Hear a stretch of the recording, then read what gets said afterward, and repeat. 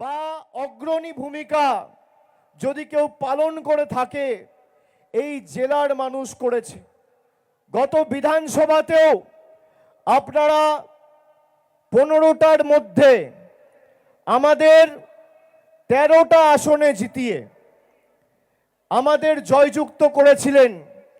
খড়গপুর সদর আর ঘাটালে অল্প কিছুর ব্যবধানে তৃণমূল প্রার্থীরা পরাজিত হয়েছিল।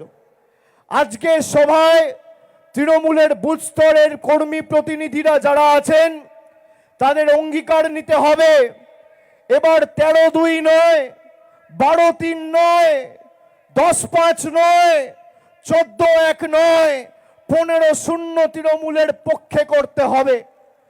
যে কটা হাড়মাত বেঁচে রয়েছে সব কটাকে ঝেঁটিয়ে এই মেদিনীপুরের মাটি থেকে বিদায় দিতে হবে।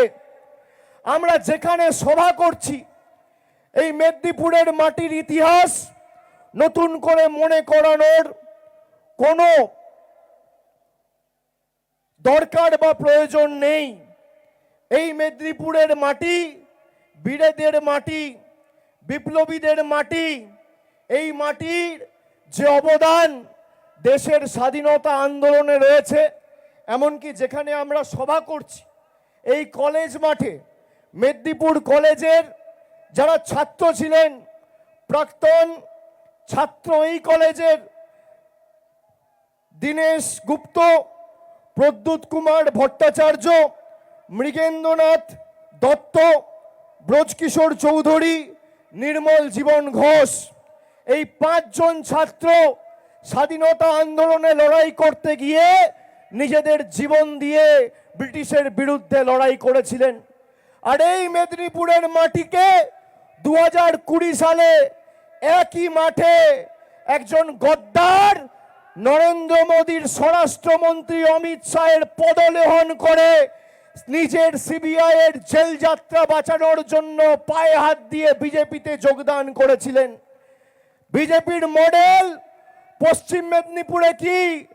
নিচে সিপিএম এর হাড়মাদ আর উপরে বিজেপির গদ্দার, যারা এক সময় সিপিএম করে বাংলার হাজার হাজার মানুষকে ভীত সন্ত্রস্ত করে।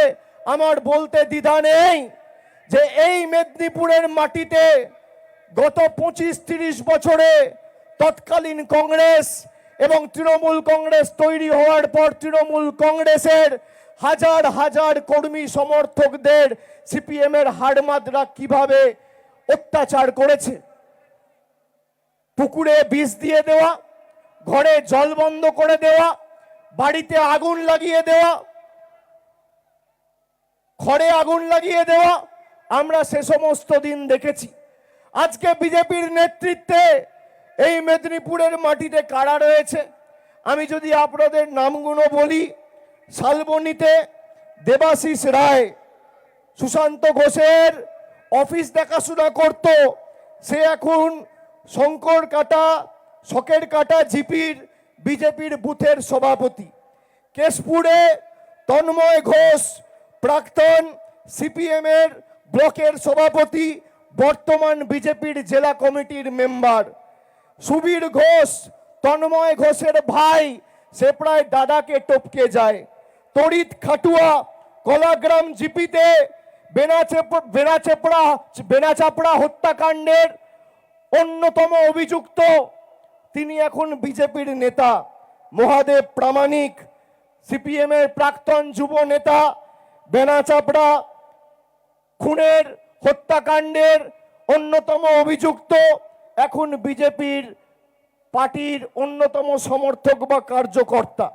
চন্দ্রকোনাতে সুকান্ত দলুই, ঘাটালের এমএলএ তো নিজেই রয়েছে, শীতল কপাট, তার বিরুদ্ধে ঘাটালে, দাসপুরে একাধিক সন্ত্রাস হত্যার একাধিক এফআইআর হয়েছে। মেদিনীপুর শহরে শুকুর আলী, নাম মনে আছে না ভুলে গেছেন? শুকুর আলীর ছেলে হাসরাফ আলী বিজেপির মেদিনীপুর শহরের নেতা। গড়বেতা তপন ঘোষ, সুশান্ত ঘোষের ডান হাত, বিজেপিকে মদত দিচ্ছে। এই হচ্ছে বিজেপির আসল চেহারা এই মেদিনীপুর জেলায়।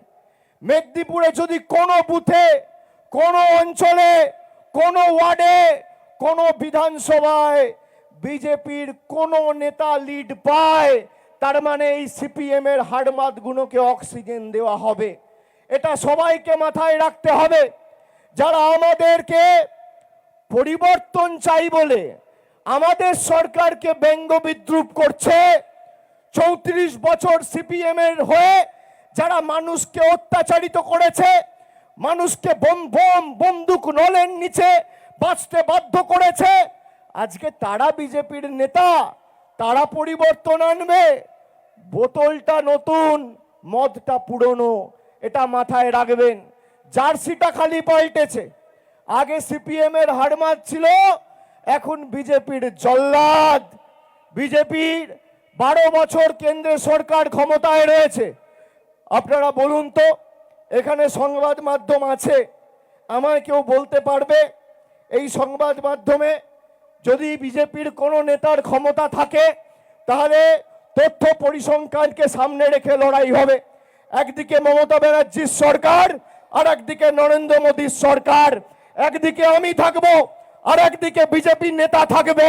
কে থাকবে, কোথায় থাকবে, কখন থাকবে, কোন সংবাদ মাধ্যমে থাকবে, সময় আপনি বেছে নিন, সংবাদ মাধ্যম বেছে নিন, দিন বেছে নিন, জায়গা বেছে নিন।